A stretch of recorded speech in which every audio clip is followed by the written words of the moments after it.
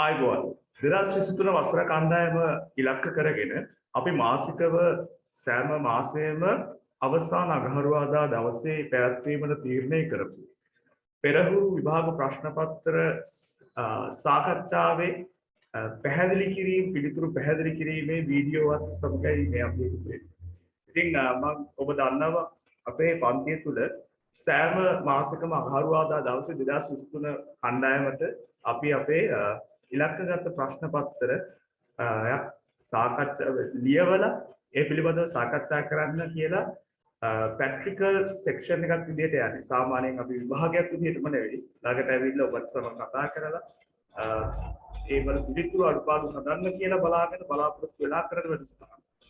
ඉතින් ඒ වැඩසටහනේ අපි පළවෙනි අදියරත් එක්ක ඉන්නේ. ඉන්ස්ටිටියුෂන් එකේ ඔන්ලයින් සහ ෆිසිකල් කියන දෙකේම එන ළමයි සම්බන්ධ කරගෙන අපි මේ වැඩසටහන කරනවා. ඉතින් අපේ පළවෙනි ප්‍රශ්න පත්‍රය අපි කරා. ඉතින් ඒකෙදී බහුතර ප්‍රශ්න අපි තියරි පදනම් කරගෙන අහපු ප්‍රශ්න සහ ඇතැම් ප්‍රශ්න අපි ගොඩක් සාමාන්‍ය කොට ක්‍රියේටිව් පැත්තට බර කරපු ප්‍රශ්න තිබ්බා. ඉතින් ඒකට පිළිතුරු සාකච්ඡාව අපි මේ විදිහට ඔන්ලයින් සහ ෆිසිකල් කියන සියලුම ළමයි ඉලක්ක කරගෙන වීඩියෝ එකක් විදිහට YouTube Facebook කරා ලං කරන්න තීරණය කරා. ඉතින් ඒකෙදී මේ ප්‍රශ්න පත්‍රය ළඟ නැති ළමයි ඉන්නවා නම් මම හිතන්නේ මේකේ ඩිස්ක්‍රිප්ෂන් එකේ මම ලින්ක් එකක් දාලා ඇති Google Drive එකක්. ඒකට ගිහිල්ලා ඩවුන්ලෝඩ් කරගන්න. මේක කරලා නැති ළමයි කවුරු හරි මේක අලුතෙන් බලන ළමෙක් ඉන්නවා නම් ඒ පේපර් එක කරලා ඔබට පුළුවන් ඒ පේපර් එක ඩවුන්ලෝඩ් කරලා අපේ ප්‍රශ්න පත්‍රයේ පිළිතුරු දිහා අවධානය යොමු කරන්න. හරි. අපි කතා අඩු කරලා අපි යමු එහෙනම් අපගේ පළවෙනි ප්‍රශ්න පත්‍රයේ පළමු ප්‍රශ්න දෙක මෙන්න වීඩියෝ එක හරහා කතා කරන්න කරනවා. පළවෙනි ප්‍රශ්න දෙක හදිලා තියෙන්නේ අපේ පළවෙනි පාඩමේ. ඒ කියන්නේ ආර්ථික විද්‍යාවේ හැදීන්වීම, නිෂ්පාදන හැකියාව මායිම් වක්‍ර, ඒ වගේම ආර්ථික සම්පත්, ඒවත් සහ මූලික ආර්ථික ප්‍රශ්න කියන පාඩම පළමු පාඩම. ඒ හා සම්බන්ධ වෙච්ච ගැටලු, ඒ හා සම්බන්ධ වෙච්ච ප්‍රශ්න මොනවද කියලා බලමු.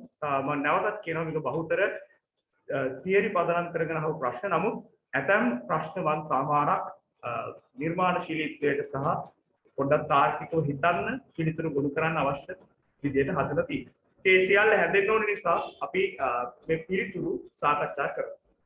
හරි. ප්‍රශ්න පත්‍රයේ අර කිව්වත් වගේ යට ලින්ක් එකක ඇති. ඒ ප්‍රශ්න පත්‍රේ නැති ළමයි ඒක ඩවුන්ලෝඩ් කරගන්න ඒ හරිය. අපි යමු ප්‍රශ්න පත්‍රයට. හරි. ප්‍රශ්න පත්‍රයේ පළවෙනි ප්‍රශ්නේ අහලා තියෙනවා යථානුරූපී ප්‍රකාශන හා අභිමතානුරූපී ප්‍රකාශන අතර වෙනස පහදන්න. හරි. යථානුරූපී අභිමතානුරූපී මම කිව්වත් වගේ තනිකර තියරි පදනම් කරගත්ත ප්‍රශ්නයක්.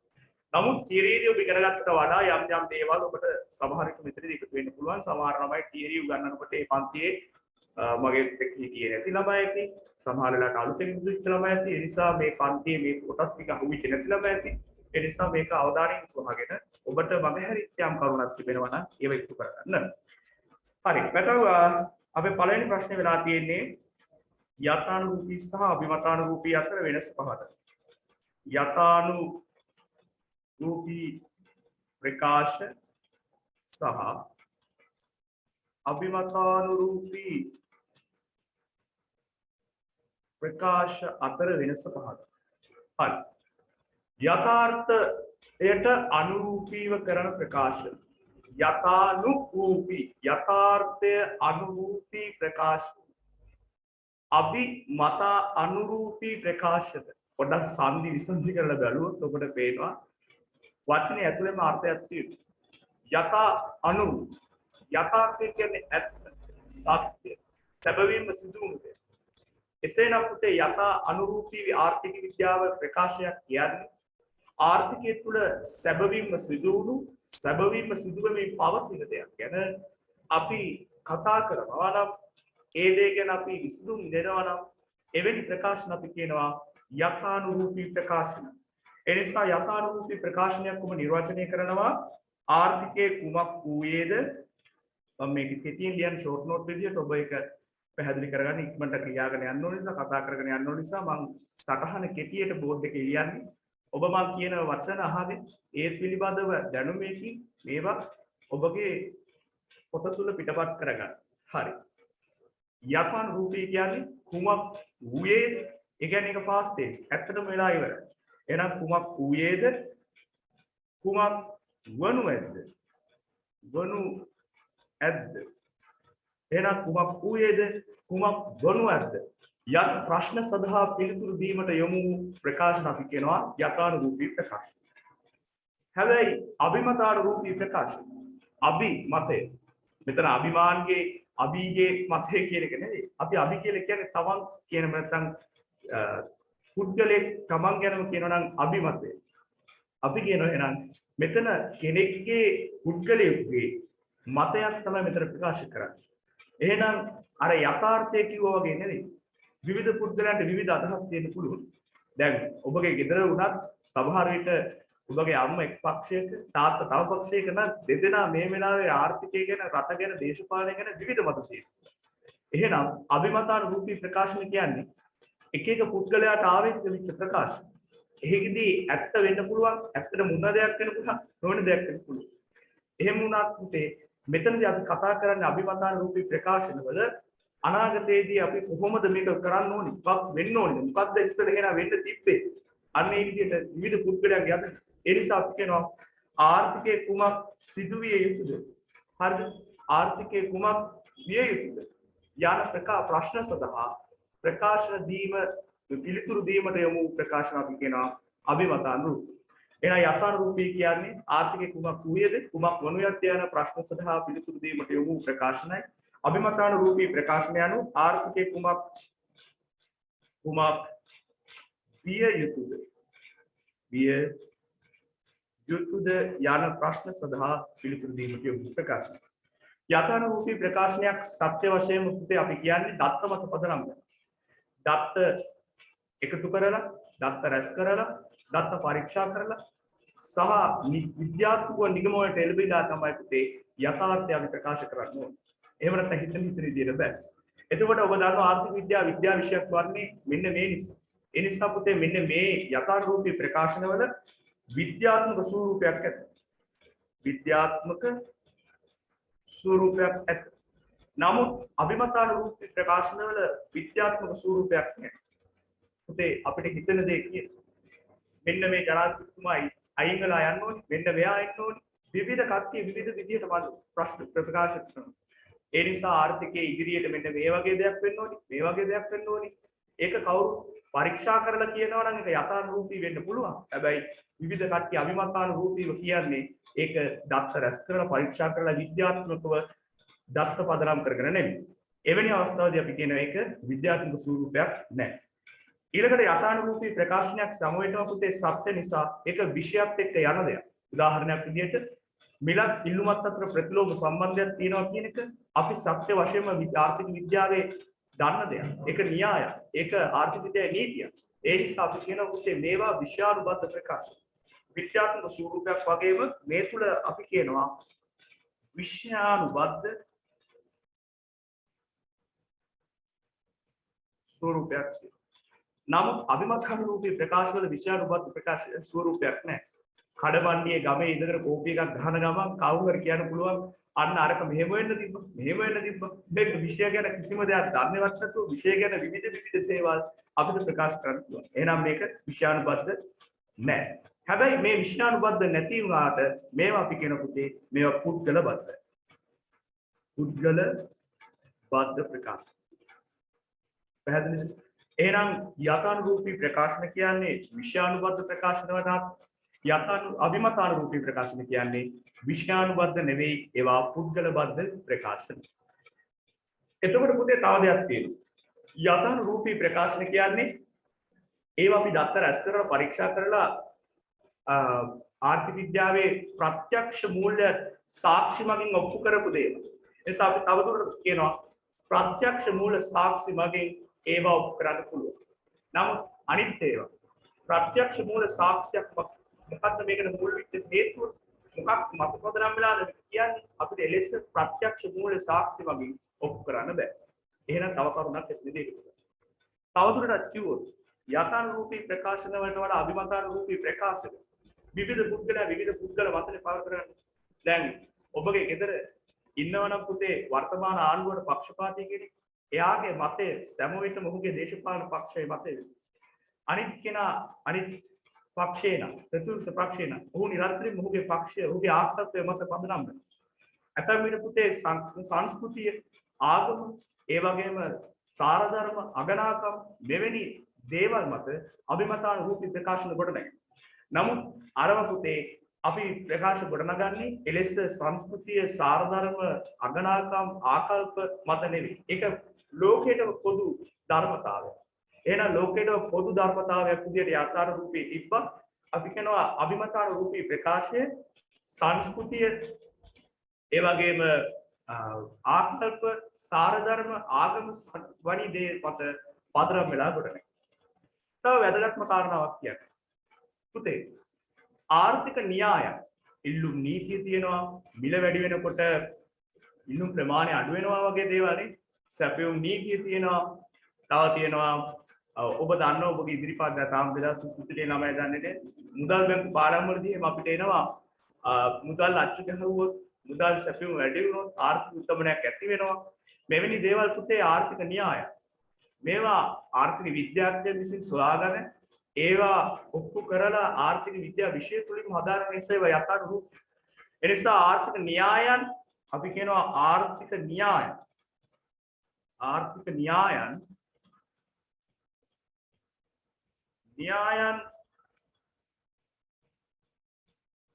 පරීක්ෂා කිරීමට යථානුරූපී ප්‍රකාශන වැදගත්. හැබැයි අභිමතානුරූපී ප්‍රකාශන ගැන කතා කරත් ඒවා ආර්ථික න්‍යායන් නෙවෙයි. පුතේ ඒවා ආර්ථික ප්‍රතිපත්ති හදන්න. දැන් ඔබ දන්නවා 2015 දී අපේ පත් වෙනවා යහපාලන ආණ්ඩුව. යහපාලන ආණ්ඩුව ගේනවා පුතේ මොකද ඒකට කියන පංචවිධ ක්‍රියාවලිය නේ. ඔව්. පංචවිධ ක්‍රියාවලිය කියනවා දින 100න් අලුත් රටක් ඔය වගේ ප්‍රතිපත්ති හදනවා. විවිධ කට්ටිය විවිධ ප්‍රතිපත්ති හැදුවේ 2020 දී 2019 ජනාධිපතිවරණයේදී අලුත් ජනාධිපතිතුමා පත් වෙද්දී එයා කියනවා මොකද්ද? සෞභාග්‍ය දැක්ක. එයාගේ ප්‍රතිපත්ති. ඒගොල්ලෝගේ අභිමතානුරූපී ප්‍රකාශන. ඒවා සමහර ඒවා ඔබ දන්නවා ඩාන් වෙනවා ඩූම් වෙනවා කියලා කියන්නේ. ඔය කියන්නේ කාපිටික පුහුර ගැන ගත්ත තීරණ. සමහර කට්ටිය අභියෝගයට ලක් කරනවා. අතමුන් ඒවා විවේචනය කරනවා. තවදුරටත් සමහර කට්ටිය තාමත් කියන ඒ තීරණ හරි කියලා. ඒ නිසා පුතේ මේ තීරණ අභිමතානු. ඒ නිසා ආර්ථික න්‍යායන් කියන දේවල් යථානුරූපී. ඒවා අපි ඔප්පු කරලා මේවා ඇත්තටම කියලා තියෙනවා.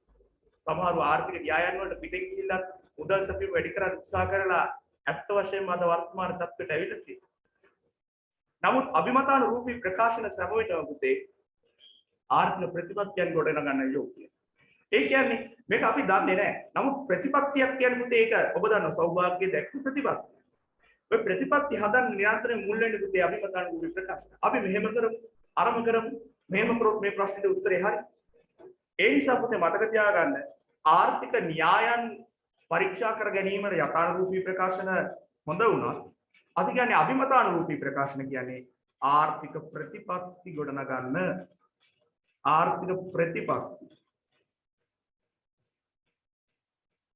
ගොඩනගන්න මූලික වෙන කාරණා. එහෙනම් මේක මතක තියාගන්න විභාගයේදී ඔබට අහන්නත් පුළුවන් ආර්ථික ප්‍රතිපත්ති කියව ගාම කට්ටිය අම්මාව මේක යථානුරූපී තමයි කියලා ගහන්නේ අය. නමුත් මතක තියාගන්න MCQ එකක් උඩ හැවුවත් යථානුරූපී ආර්ථික න්‍යායන් වලටත් අභිමතානුරූපී ආර්ථික ප්‍රතිපත්ති වලටත් යෝග්‍යයි. දෙක පටලවා ගන්න එපා. ප්‍රතිපත්ති කියද්දි මම ඒකයි අර කිව්වේ සෞභාග්‍ය දැක්ම ඔබට කිව්ව ගාම මතක් වෙන එක ප්‍රතිපත්තිය.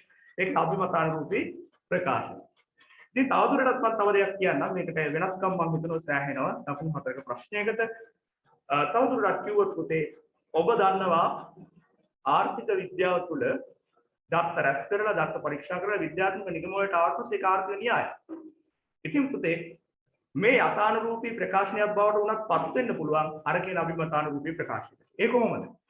අභිමතය ප්‍රකාශ කරනවා. තමන්ගේ මතය පුද්ගල මතය ප්‍රකාශ කරනවා. නමුත් ඒක විද්‍යාත්මක ක්‍රමවේදයක් ඔස්සේ දත්ත රැස් කරලා පරීක්ෂා කරලා විද්‍යාත්මක නිගමන වලට එළවිලා ඒක ඔප්පු කරොත් සනාථ කරොත් ඒක තවදුරටත් අභිමතානු නෙවෙයි. ඒක තවදුරටත් යථානුරූපී ප්‍රකාශයක් බවට පත් කරන්න පුළුවන්. ඒ නිසා මේ අභිමතානුරූපී ප්‍රකාශයක් සත්‍ය හෝ අසත්‍ය වෙන්න පුළුවන්. ඒක ලෝකේ පොදුවේ පිළිගන්නේ නැහැ. නමුත් යථානුරූපී ප්‍රකාශයක් ඔප්පු කරාට පස්සේ ලෝකයේ පොදුවේ පිළිගන්න තත්ත්වය. හරි. මම හිතනවා ප්‍රමාණවත් මේ පිළිතුර ඔබට පිළිතුරට ගොනු වෙන්න ඕන කාරණාවට වඩා එහා ගිය උදාහරණ සමගින් අපි පැහැදිලි කිරීමක් කරගන්නවා. ඒ කතා කරේ අපි 2023 පළවෙනි ප්‍රශ්නයේ පළවෙනි කොටස. ඊළඟට යමු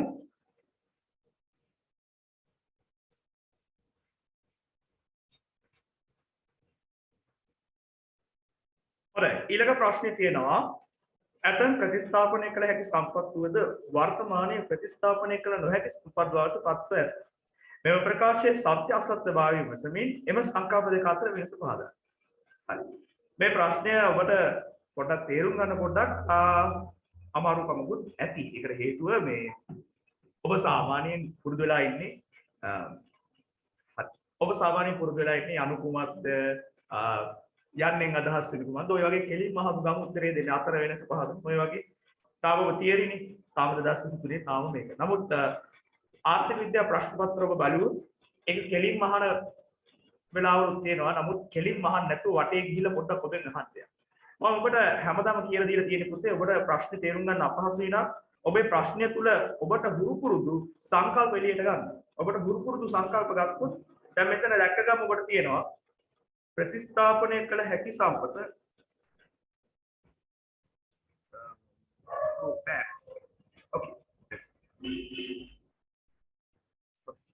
प्रतिस्थापने कल हैकी संपत सह प्रतिस्थापने कल නොහැකි संपत කියලා දෙනවා. ඒකෝර ඔබ මේ සංකල්ප ටික ඉගෙනගන්න. හැබැයි ඔබට මේ ප්‍රශ්න අහපු විදිහ පොඩ්ඩක් තරමක් නුහුරුයි නුපුරුයි. ඒ නිසා පුතේ ඔබට මේ ප්‍රශ්නේ තේරෙන්න ගන්න අමාරුයි නම් තරමක් ඔබ එවැනි වෙලාවට පොඩ්ඩක් සූක්ෂම වෙන්න. අර සංකල්ප දෙක අතර වෙනසයි මේ අහලා තියෙන්නේ. ඒ ප්‍රශ්නේ අහන්න පොඩ්ඩක් නිර්මාණශීලීත්වයක් අරගෙන තියෙනවා. මොකද්ද මේ නිර්මාණශීලීත්වයෙන් කියන්නේ? පුතේ මේ ප්‍රශ්නේ අහන්න අපිට. ප්‍රතිස්ථාපනය කළ හැකි. ඔව්. ඔබ දන්නවා ප්‍රතිස්ථාපනය කළ හැකි සම්පත් කියලා කියද්දී ප්‍රතිස්ථාපනය කළ හැකි මත කෙටියෙන් ලියන්න ප්‍රතිස්ථාපනය කළ හැකි. ප්‍රතිස්ථාපනය කළ හැකි සම්පත් කියන්නේ පුතේ භාණ්ඩ හා සේවා නිෂ්පාදනයට යොදාගත්තට පස්සේ දැන් මේ සම්පත් කියලා කියන්නේ භාණ්ඩ හා සේවා නිෂ්පාදනයට යොදා ගන්නවානේ. ඒ යොදාගත්තට පස්සේ අපි දන්නවා ඒක දැන් උදාහරණයක් විදිහට දැන් මෙතන පිටි ටිකක් තියෙනවා නම් පිටි වලින් පාන් හදන්න යනවා නම් ඒ පිටි ටික අරගෙන පාන් ටික හැදුවට පස්සේ ඒ පිටි ටික නැහැ. නේද? පිටි ටික නැති වෙලා යනවා.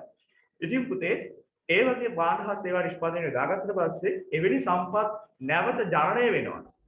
ඒවා අපි කියනවා නැවත ප්‍රතිජනනය ප්‍රතිස්ථාපනය නැවත ඇති කිරීමේ හැකියාව සහිත නාම අපි ඒවා කියනවා ප්‍රතිස්ථාපනය කළ හැකි සම්පත්. තව වැදගත් කාරණාවක් මට කියන්න මතක් වෙනවා. මොකද්ද මේ ප්‍රතිස්ථාපනය කළ හැකි සම්පත් කියන්නේ පැටිය ඔබ දන්නවා ආර්ථික විද්‍යාවේ සම්පත් කියලා නේ කියන්නේ ඉන්පුට්ස් වලට නේද? සම්පත් කියලානේ කියන්නේ ඉන්පුට් වලට. ඉන්පුට් කියන්නේ යෙදවුම් භාණ්ඩයක් සේවාවක් හදන්න දාන ඒවා. ඔබ දන්නවා සම්පත් ಜಾති දෙකක් තියෙනවා ආර්ථික විද්‍යාවේ. කවුද දෙන්නා? ඔබ දන්නවා ආර්ථික සම්පත්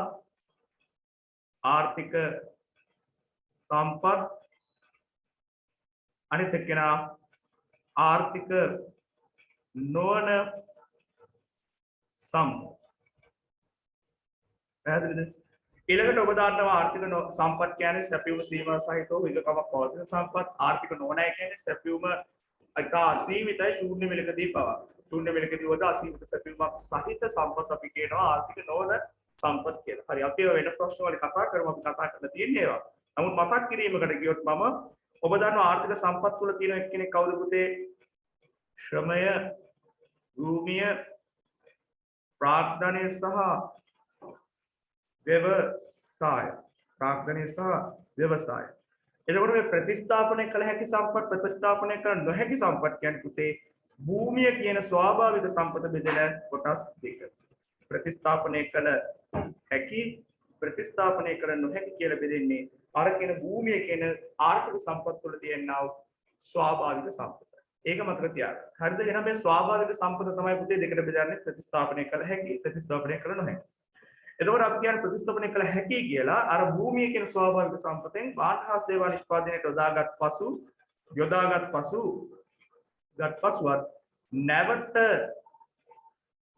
නැවත ප්‍රතිජනනය කළ හැකි සම්පත අපි කියනවා ප්‍රතිස්ථාපනය කළ හැකි සම්පත් කියලා. ප්‍රතිස්ථාපනය කළ නොහැකි සම්පත් කියන්නේ එනම් ඔකේ අනිත් පැත්ත. මොකද්ද? භාණ්ඩ හා සේවා නිෂ්පාදනයට යොදාගත් පසු නැවත ප්‍රතිජනනය කළ නොහැකි සම්පත් කියලා. මේ දෙකට උදාහරණ කියන්න පුතේ ප්‍රතිස්ථාපනය කරන්න හැකි අපිට වනාන්තර සම්පත සාගර සම්පත වගේ දේවල්.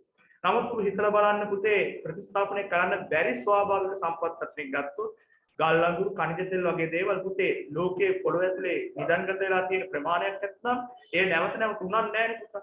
ඒක එහෙමම තියෙනවා. නමුත් අපි හිතන වනාන්තරයක් කැපුවොත් ඒක නැවත දළු දාගෙන එන්න පුළුවන් කැලේ ඒ ගහ කපලා අපි කඩ අරගෙන නිෂ්පාදනයක් කරනවා ෆර්නිචර් එකක් හදනවා. නමුත් ඒකේ නැවත දළු දාලා එනවා. එහෙනම් මේක තමයි උදාහරණ විදිහට අපි කියන්නේ. මේ දෙක අතර ප්‍රධාන වෙනස්කම් දෙක නිර්වචනයෙන්ම ඔබට එහෙනම් පැහැදිලි වෙනවා. එහෙනම් ලකුණයි ඔබ එකතු කරගන්න. තවදුරටත් මේක කියන්න ඔබ පෙළඹෙන්න මොනවාද? පුතේ අපිට මේක තවදුරටත් කියන්න පුළුවන් මේ නැවත ප්‍රතිචරණය වෙන්නේ ඒ ඉච්ඡානුභවයක ස්වභාව ධර්ම තුලින් වෙන්නේ ඒක. ඔබ දන්නවා ඒ තුල ජීවයක් තියෙන නිසා. එහෙනම් ප්‍රතිචරණය කළ හැකි සම්පත කියන මේ ප්‍රතිස්ථාපනය කළ හැකි සම්පත් ගැන කතා කරද්දී ඒවා සජීවී සම්පත්. එහෙනම් අපි තවත් වාක්‍යයක් කියනවා ප්‍රතිස්ථාපනය කළ හැකි සම්පත් යනු සජීවී සම්පත්. ඊළඟට කියනවා පුතේ ප්‍රතිස්ථාපනය කළ නොහැකි සම්පත් යනු අජීවී සම්පත්. ඔබ දන්නවා ගල් අඟුරු වගේ දේවල් නැවත ඇති වෙන්නේ නැහැ මේ ලෝකේ තියෙන ප්‍රමාණය භාවිතා කරා මේක නැති වෙලා ඒ කාලෙදී. එහෙනම් ප්‍රතිස්ථාපනය කළ හැකි සම්පත් යනු අපි කියනවා සජීවී සම්පත් කළ නොහැකි සම්පත් යනු අජීවී සම්පත්. මෙන්න පුතේ ඊළඟට එනවා වැදගත් වාක්‍ය ප්‍රශ්න තුලත් මේක විමසලා තියෙනවා මොකද්ද? ඔබ දන්නවා වර්තමානයේ වෙද්දි පුතේ අපි ගස් කපාගෙන ගියොත් අනාගතයට අපිට ඉතිරි වෙන්නේ නැහැ. ආර්ථික විද්‍යාව තුළ තියෙන පුතේ ධර්මතාවයක්. ඔබ දන්නවා නිෂ්පාදනයේ කාර්යක්ෂමතාවය ගැන අපි කතා කරනවා. වර්තමානයේ ප්‍රයෝජනයට ගත හැකි යෝග්‍ය සම්පත පමණක් ගන්න. උදාහරණයක් විදිහට පුතේ අපි පොඩි ගස්ුත් කපාගෙන යනවා මේවත් කපාගෙන යනවා කිසිම ගහක් කියන්නේ නැතුව කැලේ කැපුවොත් අන්තිමට පුතේ ඔබ දන්නවා මේ වැසි චක්‍රයවත් ඇති වෙන්න විදියක් නැහැ. ගෝලි උණුසුම් භාවය ඉහළ යනවා. අන්තිමට පුතේ ගහක් වැවෙන්නවත් නැහැ. ඔක්කොම නැති වෙලා යන තැනට එයි. ඒ නිසා පුතේ වර්තමානයේදී අධි උපයෝජනය කරමු. මිනිස්සු කියන අපි වර්තමානයේ ප්‍රයෝජනයට ගන්න බැරි සම්පත පවා අධි උපයෝජනයට කරොත් මේ සම්පත් ක්ෂය වීමකට හායනකට ලක් වෙලා ඒව නැවත ඇති කරන්න බැරි තැනට එයි. කොළර ඔබ දන්නවා මුහුදු පාට යට තියෙන කොළර වලින්ම ඒවා අපි අධි උපයෝජනයට ලක් කරොත් නැවත ඇති කරන්න බැරි. ගස් ඔක්කොම කපාගෙන ගියොත් පුතේ අපිට නැවත ඒවා පැල කරන්න බැරි වෙයි. ඒ නිසා මතක තියාගන්න. අපි මේ විදිහට කියනවා ඇතම් ප්‍රතිස්ථාපනය කළ හැකි සම්පත් වුවද අධි උපයෝජනයට ලක්වීමෙන් ක්ෂය වීමකට හා හායනයකට ලක් වී ප්‍රතිස්ථාපනය කළ නොහැකි සම්පතක් බවට පත් වේ. ඇයි මෙහෙම වෙන්නේ? ඔබ දන්නවා පුතේ ඇතම් ප්‍රතිස්ථාපනය කළ නොහැකි සම්පත් වලට දේපල පිළිබඳ හිමිකාරීත්වයක් නැහැ. ඇයි දේපල පිළිබඳ හිමිකාරීත්වයක් නැහැ කියන්නේ? ඒව ස්වාභාවික දේවල්. ඒකට අයිතිකාරයෙක් නැහැ. අයිතිකාරයෙක් හිටියනම් පුතේ ඒක කළමනාකරණය කරනවා. අධි උපයෝජනයට යද්දී ඒක කරන්න එපා. මෙන්න මේ විදිහට තියන්න. ඒකට මිලක් අය කරගෙන නීති රීති පමුණුවමින් ඒවට ස්වාභාවික සම්පත් පරිභෝජනයේ පිළිබඳව අයිතිකාරයේ දේපල හිමිකාරීත්වයක් තියෙනවා නම් ඒවා මනා කළමනාකරණයක් තියෙනවා. නමුත් ඒකට මනා කළමනාකාරීත්වයක් නැති තැන ඒවා අධි උපයෝජනයට ලක් වෙන්න පුළුවන්. මම අර කිව්වේ විල්පත්තුව කපාගෙන කියා. හැබැයි ඒක අධි උපයෝජනයට ලක් වෙලා එක කැපිලම ගියොත් අපේ රටටත් ඒ කියන ගස් කියන ඒවා නැවත දැක ගන්න බැරි කාන්තාරයක් බවට පත් වෙයි කියලා කට්ටිය සමාජයෙන් කිව්වා. මෙන්න මේ කාරණාව නිසා. ඒ නිසා මතක තියාගන්න පුතේ අවසාන වශයෙන් මතක තියාගන්න. මේවල දේපල පිළිබඳ හිමිකාරීත්වය නිශ්චිත නැති නිසා මනාලෙස කල්පනා කරගත නොහැකි නිසා අධි ඇතම් ප්‍රතිස්ථාපනය කළ හැකි සම්පත් පවා අධි උපයෝජනයට ලක්වීමෙන් හායනයකට හා ක්ෂය වීමකට ලක් විය හැකිය. එවිට ඒවා ප්‍රතිස්ථාපනය කළ නොහැකි සම්පත් බවට පත් විය හැකියි. ඔන්න ඕකයි මේ ප්‍රශ්නේ බලාපොරොත්තු වෙච්ච පිළිතුර. හරි. ඊළඟ ප්‍රශ්නෙට යන්න.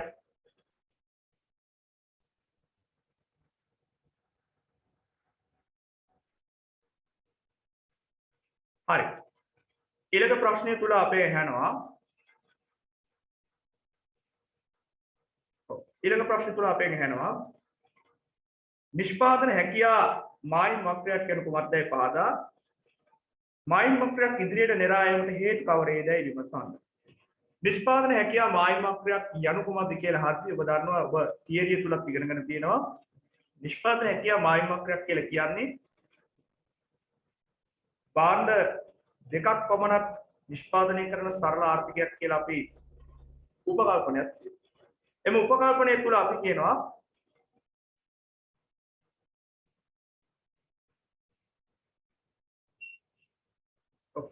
විනාඩියක් ඉන්න බෝඩ් එක ගන්න කම්පියුටර්. හරි ඕකේ. නැවතත් ඉන්නකෝ. හරි. නැවතත් බලාගන්න. ඔබ දන්නවා නිෂ්පාදන හැකියාව මායිම් වක්‍රයෙන් අපි පෙන්වන්න උත්සාහ කරන්නේ භාණ්ඩ වර්ග දෙකක් පමණ නිෂ්පාදනය කරන සරල අර්ථයක්. උදාහරණයක් විදිහට x කියන භාණ්ඩයයි y කියන භාණ්ඩයයි විතරයි ඒක හදන්න පුළුවන්. අපි මේකේ ගැඹුර කතා කරමු රිවිෂන් වලත් අපි තියරි එක කතා කරලා තියෙන්නේ. නැවතම මේ ප්‍රශ්නෙට විතරක් අවශ්‍ය කරන උත්තර පමණක් දුන්නා. ඒදී අපි කියන්නේ පුතේ ආර්ථිකයේ භාණ්ඩ දෙකක් පමණයි නිෂ්පාදනය. ඇයි භාණ්ඩ දෙකක් විතරක්? ඇයි සර් ආර්ථිකය වල භාණ්ඩ ගොඩක් හදනවා. හරි භාණ්ඩ ගොඩක් හදනවා ඇති. හැබැයි පුතේ අපිට මේ මොඩල් එකේ පෙන්නන්න පුළුවන් අක්ෂ දෙකයි තියෙන්නේ. අක්ෂ දෙකයිනේ තියෙන්නේ. ඒ අක්ෂ දෙකට එකක් x සහ එකක් y. එහෙම නැත්නම් ඔබ කාර් හරි පොල් හරි දෙල් හරි ඕක ටිකක් දාගන්න පුළුවන් භාණ්ඩ දෙකට. ඒ නිසා අපි උපකල්පනයක ඉන්නවා භාණ්ඩ දෙකයි හදන්නේ. එතකොට භාණ්ඩ දෙකයි හදන්න නම් ආර්ථිකයේ තියෙන ශ්‍රමය භූමි ප්‍රාප්තික ව්‍යවසාය සම්පත් ආර්ථික සම්පත් මෙවැනි සම්පත් සියල්ලවල උරුමයක් ඇතිනේ මේ ආර්ථිකයට. ඒ කියන සියලු උරුම සම්පත් ටික නිෂ්පාදනයට දානවා. එහෙම දාලා ඔබ දන්නා පුතේ ආර්ථිකයට අපි හිතමු උදාහරණයක් විදිහට ශ්‍රමිකයෝ 100යි නම් ඉන්නේ. ඒ ශ්‍රමිකයෝ 100 අපිට පුළුවන් උපරිම x භාණ්ඩයට විතරක්ම දාන්න. එහෙම නැත්නම් ආර්ථිකය හදන y භාණ්ඩයට විතරක්ම දාන්න. එතකොට x භාණ්ඩයට y භාණ්ඩයට විතරක්ම දානවා වගේම අපිට මේ 100 20ක් මොකටද? ශ්‍රමිකයෝ 20ක් x භාණ්ඩයට ඉතිරි 80 y භාණ්ඩයට ওই විදිහට බෙදලා දාන්න පුළුවන්. ඒ නිසා පුතේ ওই විදිහට බෙදලා දැම්මත් 100 දෙනාම වැඩනේ. එහෙනම් අපි කියන ආර්ථිකයේ තියෙන සියලු සම්පත් ටික කාර්යක්ෂමව පූර්ණ ලෙස ආර්ථිකයට දැම්මොත් ආර්ථිකයට හදන්න පුළුවන් කියලා කියන උපරිම ධාරිතා නිමෙවුම් මට්ටම තමයි අපි මේ විදිහට නිෂ්පාදන හැකියාව මායිමක්කකින් තියෙන්නේ. දැන් ඔබට මේකේ ප්‍රශ්න ඇති සමහර වෙලාවට සර් අදිනවා මේක මෙන්න මේ විදිහට ඔබ දන්නවා ඒක අපි තියරි වල කතා කරා ඔක එන්නේ ආවස්තික පිරිවැය ස්වරූපයට. අපි වෙන ප්‍රශ්නකින් කතා කරමු. දැන් මේ ප්‍රශ්නේ ඒක නෙවෙයිනේ. නේ? මම මේක දැන් ඊළඟ කොටසෙදි කියන්නේ. හොඳද? එතකොට අපි මේ අහන්නේ නිෂ්පාදන හැකියාව මායිමක්‍රිය කියන්නේ මොකක්ද? එහෙනම් පුතේ නිෂ්පාදන හැකියාව මායිමක්‍රියක් කියන්නේ ආර්ථිකයක දෙන ලද අවස්ථාව ආර්ථිකයේ පවත්නා සියලු සම්පත් පූර්ණ ලෙස කියන්නේ පුතේ 100 දෙනෙක් ඉන්නවා නම් 80ක් නෙවෙයි.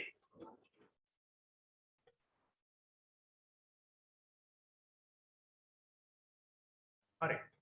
තාක්ෂණික දෝෂයක් කියන්නේ. අපි ප්‍රශ්නේ සාකච්ඡා කරමු. ඕකේ.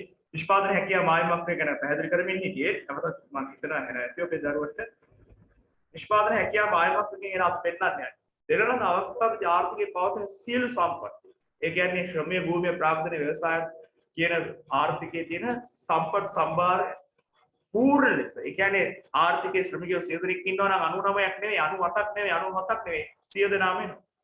පූර්ණ ලෙස හා කාර්යක්ෂම ලෙස. කාර්යක්ෂමව කියලා කියන එකේ තේරුම තමයි පුතේ අර 100 දෙනෙක් ඉන්න ශ්‍රමිකයෝන්ගෙන් එක්කෙනෙක් හදනවා නම් 10ක් 100 වැඩි කිරීම 10 තමයි පුතේ ආර්ථිකයේ මුළු නිමෙවුම විභව නිමෙවුම වඩපත් වෙන්නේ. විභවය කියන්නේ ධාරිතා නිමෙවුම. ඒ ගන්න පුළුවන් මැක්සිමම් අවුට්පුට් එක. එතකොට මේ ධාරිතා නිමෙවුම මට්ටම එන්නේ එක්කෙනෙක් 10 ගන්න 100 දෙනාම හැදුවොත් තමයි 10 එන්නේ. හැබැයි 990ක් විදිහට එනවා පුතේ 99 දෙනෙක් 10 ගන්න වැඩ කරලා එකෙක් විතරක් හිටියොත් පුතේ 8 ගන්න හදන 998යි. එතකොට ඒක ධාරිතාවද? නෑ. ඒක ධාරිතාවට ඇතුලේ තියෙන්නේ. ඒ නිසා පුතේ සියලුම දෙනා අර කියන කාර්යක්ෂමතාවය ඇතුව වැඩ කරනවා කියන උපකල්පනය තියෙනවා. ආර්ථිකයේ පවතින සියලු සම්පත් පූර්ණ ලෙස හා කාර්යක්ෂම ලෙස.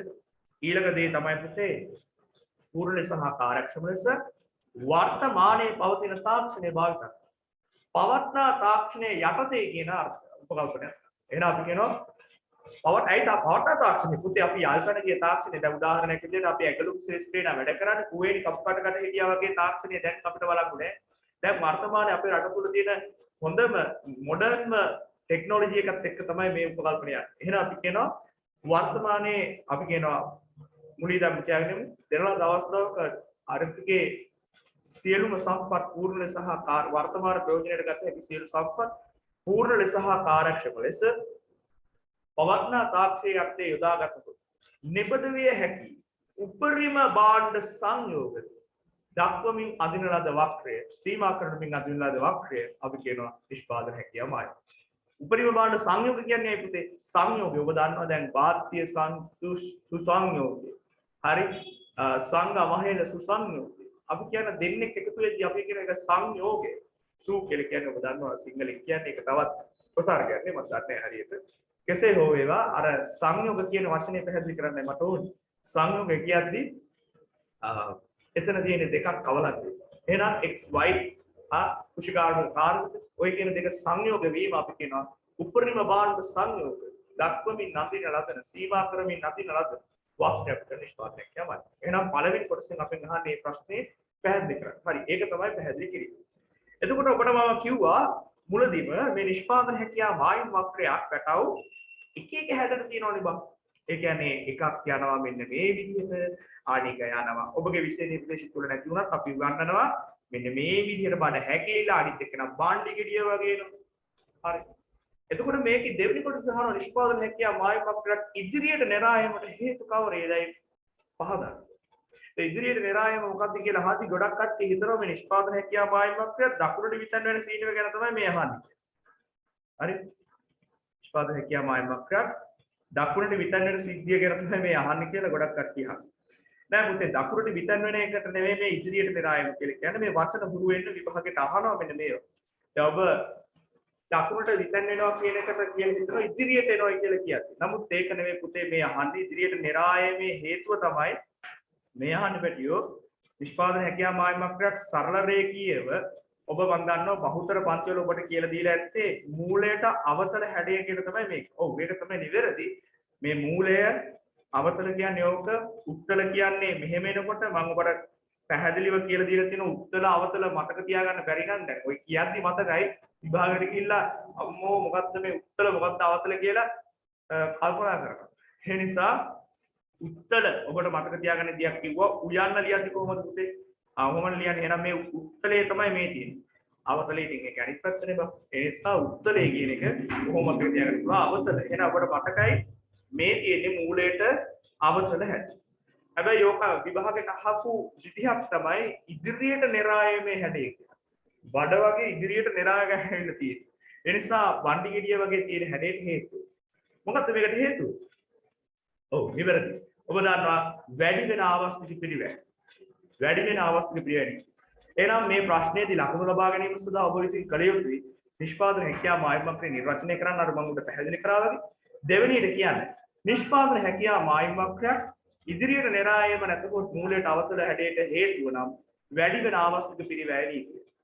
හරි ඊළඟ ලකුණ තිබුණා. ඊට පස්සේ ඔබ කියනවා වැඩි වෙන ආවස්තික පිරිවැය යන්නේ.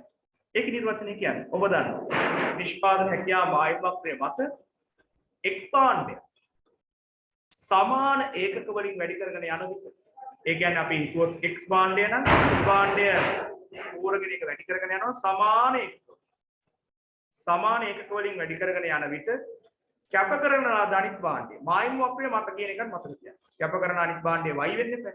ඒ දිගින් දිගටම වැඩි වීම. ඒ දිගින් දිගටම වැඩි වීම. එහෙනම් තේරුම් ගන්න පුතේ අපි වැඩෙන ආවස්තික පිරිවැය තමයි මේකට හේතුව. දෙවෙනි වශයෙන් කියනවා ඒකේ නිර්වචනය දන්නේ නැතිලා මේක කියනවා ලියා ගන්න. වැඩෙන ආවස්තික පිරිවැය යනු නිෂ්පාදන හැකියාව මායිමක්‍රය මත කිසියම් භාණ්ඩයක් සමාන ඒකක වලින් වැඩි කරගෙන යන විට කැප කරන ඒ සඳහා කැප කරන ලද අනිත් භාණ්ඩයේ වටිනාකම ප්‍රමාණය දිගින් දිගටම වැඩි වීම. පැහැදිලිද? හරි. එපමණක් නෙවෙයි මේකට බලාපොරොත්තු වෙන උත්තර. වැඩෙන ආවස්තික පිරිවැයට හේතු කිහිපයක් ඔබට කියලා දෙනවා. ඇතම් පන්තිවල රිවිෂන් එකට කියලා යනවා ඇති සමහර පන්ති. නමුත් මම මගේ පන්තිවේ දීලා ඇති මේකට හේතු මොනවාද කියලා. ඔව්. පුතේ කෙනෙක් සමානව වැඩි වෙද්දී අනිත් කෙනාට දිගින් දිගටම කැප වෙන්න වෙන හේතු. මම පන්තිය තුලත් ඔක ලස්සනට කියලා දුන්නා. උදාහරණයක් විදිහට ඕනෙම බැඳීමක් හිතන්නකෝ. මුලදී කරපු කැපකිරීමට වඩා ඒ බැඳීම දිගට දිගට යන්න ඒ කෙනාට එයා වෙනුවෙන් කැප කරන්න වෙන නැති වෙන දේවල් වැඩි වෙන්නේ. දෙන්න නොගලපෙනවා. එහෙනම් පුතේ ඒ කියන්නේ මුලින්ම කියනවා කමක් නැහැ පැටි ඔයා ওই විදිහට ඉන්නවට කමක් නැහැ. නමුත් තව ටිකක් ඉස්සරහට යනවා. ඔයා ඔක අදින්න එපා. ඔයා ওই විදිහට අදින්න එපා. ওই විදිහට කරන්නේ පාරේ ආශ්‍රය කරන්න එපා. අන්න පුතේ යා වෙනුවෙන් අහිමි කරගන්න දේවල් ගොඩාක් මේ බැඳීම තියෙනවා. එහෙම වෙන්නේ දෙදෙනා හිතන පත්නෙදී වෙනස් වෙන්නේ. දෙදෙනාගේ කාර්යක්ෂමතාවයන් හරියන්නේ නැහැ. අරයා හිතන විදියයි මෙයා හිතන විදියයි දෙන්න වෙනස්. හරි. ඒ වෙනකොට ඔබට කැපකිරීම වැඩි වෙනවා. ඉතින් ඒ නිසා අපි කියනවා පළවෙනිම හේතුව තමයි සම්පත් සමජාතිය නොවි. ඒ නිසා පුතේ අරයට වැඩි වෙන්න ඕනෙද්දී අරයට අතහරින්න ඕනි ප්‍රමාණය වැඩි වෙනවා. අරයට ඉදිරියට ගෙනියගෙන යන්න වෙද්දී අරයට කලින්ට වඩා වැඩියෙන් එනවා. ඒක මොකද සම්පත් සමජාතිය නැහැ. ඒ නිසා භාගයක සමහරේව නාස්ති වෙනවා. අනිත්‍යව කැප කරද්දී ගොඩක් අපි මේක කතා කරා තියරි වල අපි රිවිෂන් වලදී තව ගොඩක් කතා කරමු. ඒ නිසා මතක තියාගන්න පුතේ පළවෙනි හේතුව සම්පත් සමජාතිය නොවේ. මම කෙටියෙන් ලියන්නම්. සම්පත් සමජාතිය නොවේ. අකුරු හරි ලස්සනයි ගණන් ගන්න එපා. රිවිෂන් එකේ තමයි ඉක්මනට ලියන්න. සම ජාතිය නොවේ. දැන් ස්ථාවර අවස්ථිත ක්‍රියාවට හේතුව තමයි කියන්නේ සරල රේඛීය හැඩයට මම මේකත් මතක් කරගෙන යන්නයි. ඒකට හේතුව තමයි සම්පත් සමජාතිය දී. වැඩි වෙන අවස්ථිත ක්‍රියාවට හේතුව තමයි සම්පත් සමජාතිය නොවේ. අනිත් එක තමයි පුතේ සමහර වෙලාවට මාර කිව්වේ. දැන් මොකක් හරි සම්බන්ධතාවයක් එපා එකක් තියෙන. එහෙම නැත්නම් යාළුවෝ දෙන්නෙක් හරි හිටන්න. ඔයාට අයා වෙනුවෙන් ගොඩක් කැප කරන්න වෙන්නේ දේවල්. සමහර වෙලාවට කියනවා අරයට මෙසේජ් කරන්න එපා, අර යාළුවෝ ආශ්‍රය කරන්න එපා. ඔය විදියට අදින්න එපා, ඔය විදියට දෙයල්ද නෑ. පුතේ අර සමහර තියෙනවනේ ගොබ්බ මානසිකත්වය තියෙන සමහර කට්ටිය. ඒ නිසා මේ එහෙම වෙන්නේ ඔබ එක කල්චරයකට. එහෙම නැත්නම් එයා ඔබගේ සංස්කෘතිය ඔබගේ සොසයිටි එක වෙනයි. එයාගේ හිතන පතන විදිහ වෙනයි. අන්න එතකොට ඔය විදිහට කැපකිරීම වැඩි වෙන්නේ. එයා පුළුවන් තරම් වළක්වන්න බෑ. අන්න එහෙම වෙන්නේ පුතේ දෙදෙනා ඔයාට යෝග්‍ය දේ. ඔයා අදින්න කැමති ඔය විදිහට ඇදුම. අරයා කැමති නෑ මේ විදිහට අදිනවා. ඒකට හේතුව දෙදෙනා යෝග්‍ය නැහැ. එකිනෙකාට යෝග්‍ය නැහැ. ඒ නිසා අපි කියනවා එක් කර්මාන්තයකට යෝග්‍ය සම්පත් අනිත් කර්මාන්තයට ඒ ආකාරයෙන්ම යෝග්‍ය නොවි. පැහැදිලිද? එක් කර්මාන්තයකට යෝග්‍ය සම්පත් අනිත් කර්මාන්තයට ඒ ආකාරයෙන්ම යෝග්‍ය නොවි. ඒ දෙවෙනි.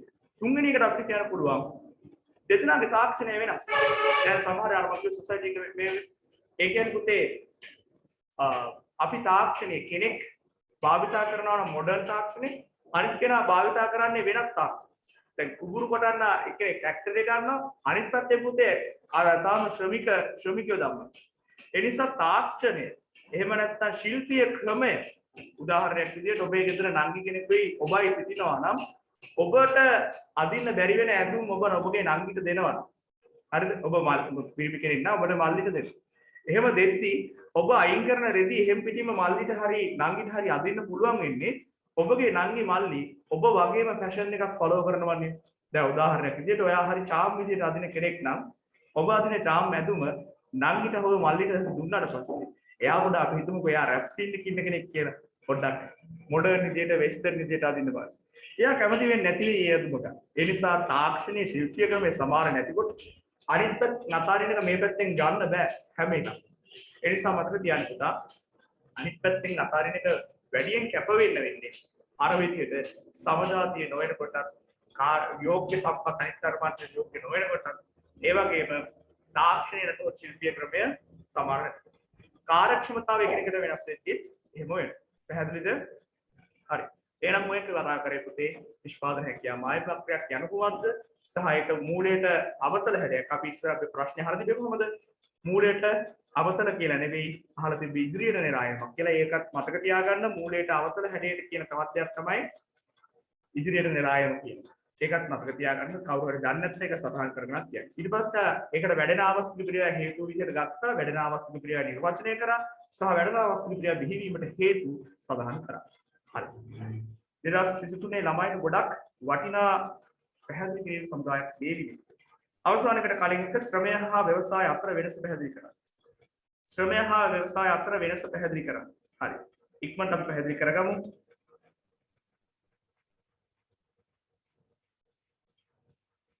ශ්‍රමය හා ව්‍යවසාය.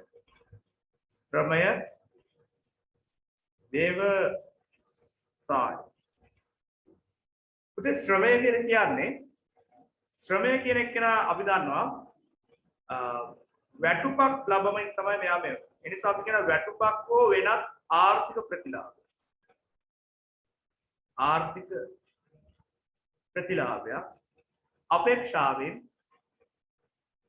භාණ්ඩ හා සේවා නිෂ්පාදනය සරන්නේ නැහැ. එහෙම අපි කියන කිසියම් ආර්ථික කටයුත්තක්. ආර්ථික කටයුත්තක් කියන්නේ ඒක තමයි නිෂ්පාදනය පරිභෝජනය අපි කියනවා ආර්ථික කටයුත්තක්. උදෙසා යොදවන්නා වූ කායික හා මානසික ශ්‍රම.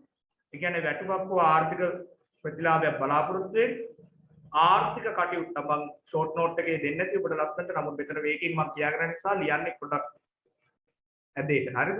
ඒ නිසා ආර්ථික කටයුත්තක් අපේක්ෂාවෙන් අපි කියනවා යොදවන්නා වූ කායික හා මානසික ශක්තිය අපි කියනවා ශ්‍රමය කියලා. පැහැදිලිද? එතකොට ශ්‍රමය කියන්නේ වැටුපක් හෝ ආර්ථික ප්‍රතිලාභයක් අපේක්ෂාවෙන් කිසියම් ආර්ථික කටයුත්තක් උදෙසා යොදවන්නා වූ කායික හා මානසික ශක්තිය. ඊළඟට ව්‍යවසාය කියලා කියන්නේ පුතේ ව්‍යාපාරයක කුමක් නිපදවනවද? ඒ කොහොමද නිපදවනවද? කෙසේ නිපදවනවද? කවුරුන් සඳහා නිපදවනවද කියන මූලික ආර්ථික ප්‍රශ්නයන් කියන දේවල් ආර්ථිකයේ වුණා. මූලික සැලසුම් යොදවන කෙනා.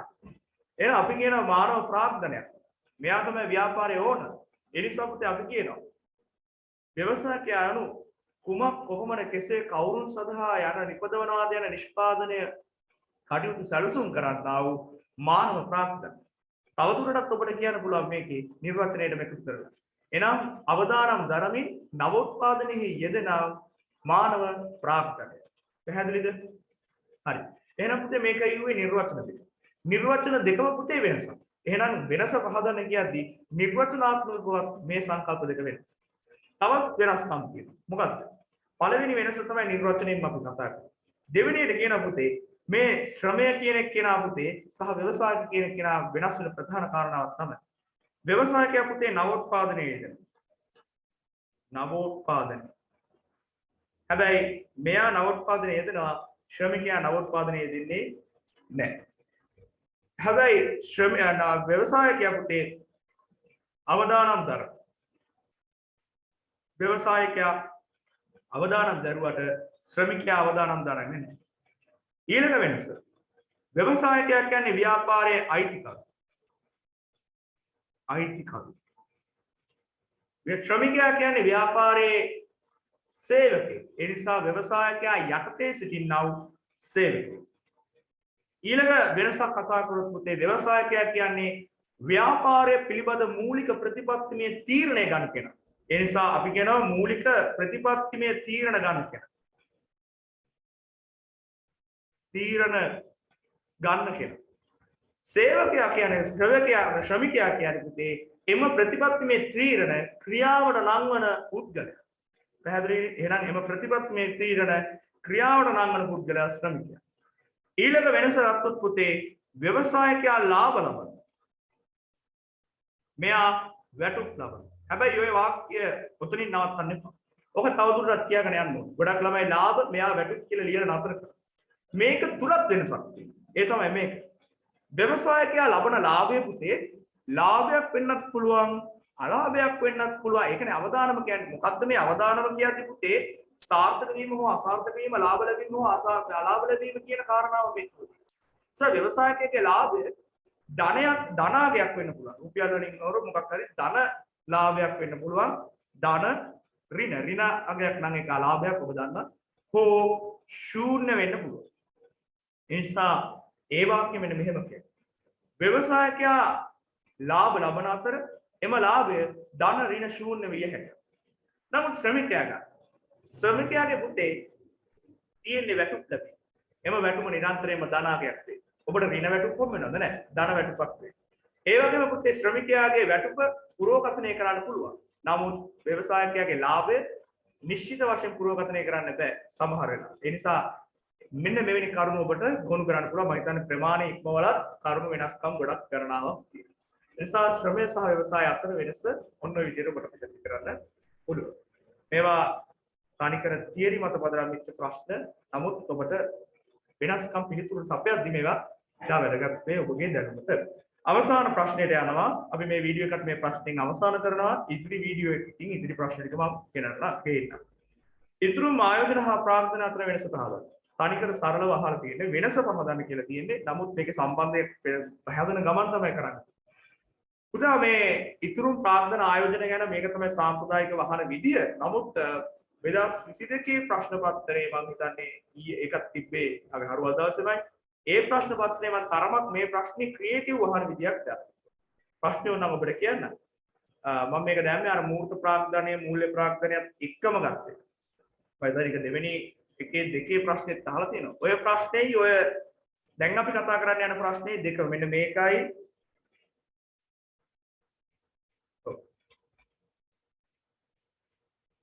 මෙන්න මේ ප්‍රශ්නේ මේ ප්‍රශ්නේ දෙකම එකට කවලම් කරලා හදපු ප්‍රශ්න 2022 පේපරේ ඇති. ඒ නිසා මම ඔබට යෝජනා කරනවා 2022 වීඩියෝ එක දැම්මට පස්සේ ඔබ පොඩ්ඩක් බලන්න ඒකේ තියෙන ප්‍රශ්න. ඔබට තේරෙනවා පළවෙනි දෙවෙනි පාඩම් දැනට තේරෙනවා. ඒ නිසා ඒවල ප්‍රශ්න බලන්න ක්‍රියේටිව් තරමක් නොතේරෙන්නේ නැහැ. ඔබ තියරි දන්න නිසා ඒවා ක්‍රියේටිව් ප්‍රශ්න තේරෙයි. මම අහලා තිබ්බේ පුතේ මූල්‍ය ප්‍රාග්ධනය තමයි මූර්ත ප්‍රාග්ධනයයි අපි ආර්ථික විද්‍යාවේ ප්‍රාග්ධනය විදිහට හඳුන්වන්නේ. නමුත් ප්‍රාග්ධනයේ ආවස්තික පිරිවැය පොලියයි. පොලිය උපයන්නේ ඉතුරුම වලට පොලිය පිරිවැය උපයන්නේ මොනවාද මේවටනේ. මූල්‍ය ප්‍රාග්ධනයේනේ ඉතුරුනේ. ඉතින් ඇයි අපි එහෙනම් ප්‍රාග්ධනයේ විදිහට සලකන්නේ නැත්නම් ඇයි ආවස්තික පිරිවැය විදිහට සලකන්නේ මේ ප්‍රාග්ධනයේ පොලිය කියලා. ඒ ප්‍රශ්නේ දැනටම ඔබට තේරෙනවා නම් ඉතාමත් හොඳයි. නමුත් තරමක් ක්‍රියේටිව් ප්‍රශ්න දෙකම ඒකාබද්ධ කරලා අහපු ප්‍රශ්න. හරි. මම අවසාන වශයෙන් කතා කරන්න යන ඉතුරු ආයෝජන සහ ප්‍රාග්ධනයට සම්බන්ධ. ඉතුරුම් කියලා කියන්නේ මුලින්ම පුතේ නිර්වචනය කරගෙන යන්න. ඉතුරුම් කියලා කියන්නේ ඉතුරුම් කියලා අපි කියන්නේ පුතේ වැය කළ හැකි ආදායමෙන් වැය කළ හැකි ආදායමෙන්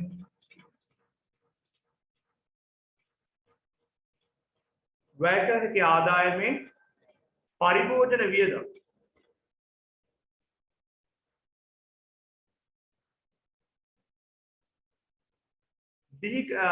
ඉවත් කරාට පස්සේ පියවා ගත පස්සේ බිහි කරන්නා වූ අතිරික්තය නැතහොත් ඉතුරුම වලට. ඔව්. පුතේ ඉතුරුම කියලා කියන්නේ ඔබගේ නිවසක් ගත්තත් ඔබගේ අම්මා තාත්තා හම්බ කරන් ගෙන්නා වූ වැය කරන්න පුළුවන් ආදායම. ඒ කියන්නේ ඔබට වියදම් කරන්න පුළුවන් ආදායමෙන් පරිභෝජන වියදම් කරන්න ඔබ එදිනදා ජීවත් වීම සඳහා වියදම් කරන්නා වූ වියදම් ටික පියව ගත්තට පස්සේ කන්න බොන්න සහ ඔබගේ දෛනික දේවල් වලට වියදම් කරාට පස්සේ බිහි කරන්නා වූ තවත් අතිරික්තයක් වෙතොත් ඒ අපි හඳුන්වනවා ඉතුරුම් කියලා. එහෙනම් ඉතුරුම් කියන්නේ වැය කළ හැකි ආදායමෙන් පරිභෝජන වියදම් පියවා ගන්න පස්සේ බිහි කරන්නා වූ අතිරික්තය නැතොත් ඉතුරු. ඊළඟට පුතේ ඔබ දන්නවා ප්‍රාග්ධනය කියන්නේ මම ඉස්සර ආයෝජනයට කලින් ප්‍රාග්ධනය යනවා. ප්‍රාග්ධනය කියලා කියන්නේ පුතේ සංකල්පය භාණ්ඩ හා සේවා නිෂ්පාදනය කිරීමට යොදා ගන්න භාණ්ඩ හා සේවා නිෂ්පාදනය කිරීමට යොදා ගන්න නිෂ්පාදන ආධාර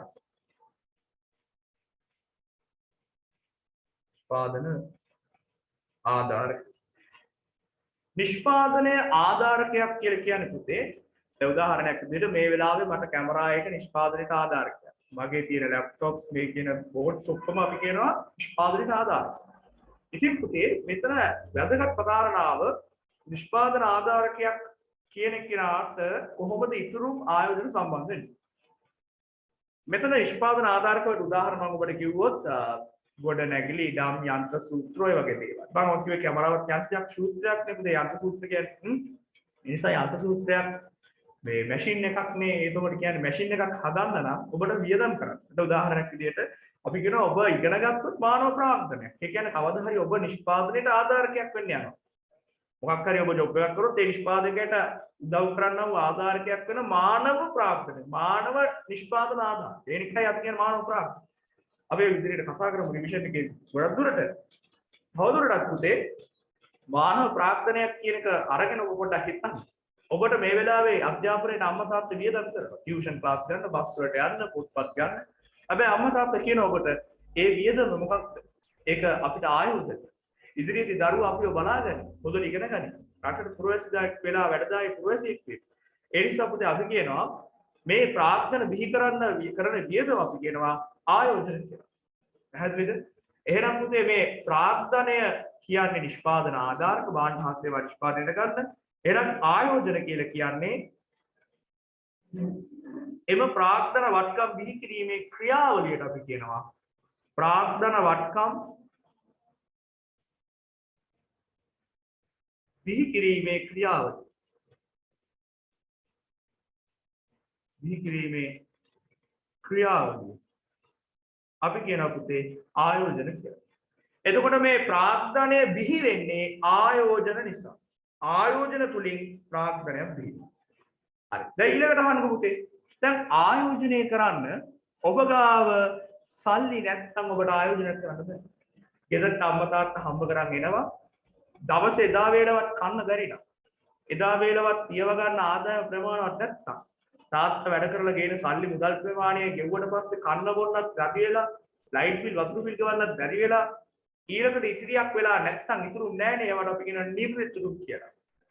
එහෙනම් පුතේ ඔබට පුළුවන් ද පුතේ පන්ති ගාස්තු ගෙවන්න ආයෝජනයක් කරන්න ගොඩනැගිල්ලක් හදන්න එහෙම නැත්තම් වාහනයක් අලුතින් ගේන්න බෑ. එහෙම බැරි වෙන්නේ පුතේ ඉතුරු නැති නිසා. එහෙනම් ඔබ තේරුම් ගන්න මේ ඉතුරු ඔබට ණයක් ගන්න පුළුවන් ඒක වෙනම පැතිකඩක්. මම ඒකයි කිව්වේ අර 2022 වීඩියෝ එක දැම්මට පස්සේ පොඩ්ඩක් බලන්න. මම මේ ප්‍රශ්නය හදලා තියෙන ඔය සියලුම දේවල් නෙවෙයි පොලිය කොහොමද සම්බන්ධ වෙන්නේ කියන එක. ඒකයි මම ඔබට කිව්වේ ඔබට තේරෙවි 2022 ප්‍රශ්නේ බලන්න. මම මෙතනදී ඔබ තාම තියරි පදනම් වෙලා යන දරුවෝ කොටස් නිසා වැඩි ගැඹුරු කරන්නේ නැහැ. ඒ අරකේ මම ඒකයි කියන්නේ වැරදි අවබෝධයක් ගන්න එපා. එහෙම නිර්විතුරුම් තියනවා නම් ගන්න බෑ නිසා ආයෝජනය කරන්න බෑ කියලා මෙතන කිව්වට ඒක යථාර්ථයක් තියෙනවා. අපිට ණය මුදලකට යන්න අපි ඒව කතා කරමු. ඉදිරි කාලයේදී ඔබගේ පරිණත වෙද්දී එහෙනම් පුතේ මතක තියාගන්න මම ඔබට කියනවා 2022 වීඩියෝ එකක් බලන්න අනිවාර්යෙන් මම දාන්නම් ඒක ඔයගොල්ලොන්ට. හරි? ආයෝජනයක් ඇති කරන්න වෙන්නේ ඉතුරුම් තිබ්බොත් විතරයි. එහෙනම් ඉතුරුම් කියන දේ පුතා තුලින් තමයි ආයෝජන බිඳුව. එහෙනම් අපි කියනවා ඉතුරුම් තුලින් ආයෝජන බිඳුව. හරිද? ඉතුරුම් තුලින් ආයෝජන බිඳුව. එහෙනම් ඉතුරුම් තුලින් ආයෝජන බිහි වෙනවා ආයෝජන තුලින් ප්‍රාර්ථනා බිහි වෙනවා. එතකොට පැටියෝ මෙන්න සම්බන්ධයක් පාඩ පේන. ඉතුරුම් යනු වැය කළ හැකි ආදායමේ පරිබෝධන වියදම් පියවගත් පසු බිහි වෙන්නා වූ අතිරික්ත නැතොත් ඉතුරු. ඉතුරුම් මගින් ආයෝජන බිහි. ආයෝජන යනු ප්‍රාර්ථන වත්කම් බිහි කිරීමේ ක්‍රියාවලිය. ආයෝජනය මගින් ප්‍රාර්ථන මූර්ත වත්කම් බිහි වේ. ප්‍රාර්ථන වත්කම් යනු එහෙම නැත්නම් ප්‍රාර්ථනය යනු භාණ්ඩ හා සේවා නිෂ්පාදනය කිරීම සඳහා යොදා ගන්නා වූ නිෂ්පාදන ආධාරය. මේ තමයි සම්බන්ධතාවය. ඉතුරුම් තුලින් ආයෝජනත් ආයෝජන තුලින් ප්‍රාර්ථනත් බිහි. නමුත් මේකේ වෙනස්කමුත් අහනවනේ පුතේ. අපි එහෙනම් කියන පුතේ මේ ආයෝජන කියන එක්කෙනා ප්‍රවාහ සංකල්පය. මතක තියාගන්න මෙයා ප්‍රවාහ සංකල්පය. ප්‍රවාහය කියන්නේ පුතේ නිරන්තරයෙන් වෙනස් වෙන්න පුළුවන් කියන අර්ථය. ප්‍රවාහයක් කියන්නේ ඔයාලට පේනවා වටයක් දිගේ වගේ යන අර්ථයක් නෙන්නේ. ඉතින් පැටියෝ මේ කියන්නේ වෙන මොකක්වත් නෙවෙයි. ප්‍රවාහයක් කියන්නේ එහෙනම් තැනකින් තැනකට යන්න පුළුවන්. නිරන්තරයෙන් වෙනස් වෙන්න පුළුවන්. අද මෙතන ආයෝජනයක් හිටස්සනට යන්න පුළුවන්. ඒ නිසා පුතේ මතක තියාගන්න මේ ආයෝජනයක් ප්‍රවාහ සංකල්ප. හැබැයි ප්‍රාර්ථනය කියන්නේ අපි කිව්ව ඉඩම් ගොඩනැගිලි වගේ දේවල්. ඒකට අපි කියනවා මූර්ත සංකල්ප. මූර්තය කියලා කියන්නේ පුතා ඒ තුල තියෙනවා ද්‍රව්‍යාත්මක ස්වરૂපය. භාණ්ඩමය ස්වરૂපය. ඒ නිසා මතක තියාගන්න ප්‍රාර්ථනය කියන්නේ මූර්ත සංකල්පයක්. ආයෝජන කියන්නේ ප්‍රවාහ සංකල්ප. ඊගව කාරණාව මේ ප්‍රාර්ථනය කියන එක පුතා ෂය වීමකට ලක් වෙනවා. මේ ප්‍රාර්ථනය කියන එක නා ෂය වීමකට ලක් වෙනවා. මේ කියන ආයෝජන තුලින් ඒ කියන ෂය වීම ප්‍රතිසම්පාදනයට ලක් කරනවා. ප්‍රතිසම්පාදනයට ලක් කරනවා. අරය ෂය වීමකට ලක් වෙනවා. එම කියන ෂය වීම ප්‍රතිසම්පාදනය කරනවා. ඒ කියන්නේ ෂය වුණොත් වැය වුණොත් අර ඉතිරි කරලා තියෙන මුදල් ආයෝජනය කරලා අපිට අර කියන ගොඩනැගිල්ල කැඩිලි ගිය කෑල්ල හදන්න පුළුවන්. අර මෝටර රථේ නැති වෙච්ච පළුදු වෙච්ච කැටස් අපිට නව අලුත් දෙයක් කරන්නේ. ප්‍රතිසම්පාදනය කරන්නේ මේ ආයෝජන. මේ යම් කිසි වෙනස්කම් ටිකක් කිව්වේ. තවදුරටත් ඔබට මතක ඇති අපි කතා කරපු බොහෝ දෙයක් ඇති. අපි රිවිෂන් එකෙත් කතා තියරි වල කතා කරලා ඇති. ඉදිරියට රිවිෂන් එකෙත් අපි කතා කරමු.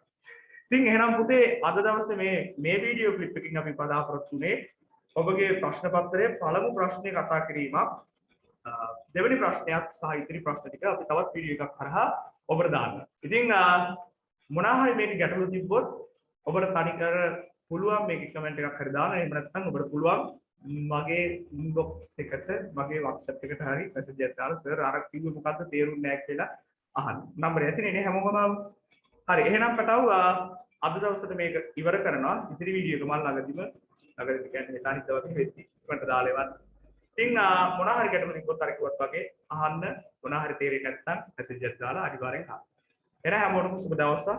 එහෙනම් හැමෝටම ඊළඟ වීඩියෝ එක බලාපොරොත්තු වෙනකින් බලාගෙන ඉන්න. ඉතින් මොනවා හරි ගැටලු තිබ්බොත් නැවත කියන්නේ අහන්න තේරුන්නේ නැහැ සර් කොහොමද ඒක මට තාත් පැහැදිලි කරන්න. හරි එහෙනම් හැමෝටම සුබ දවසක් ආයුබෝවන්.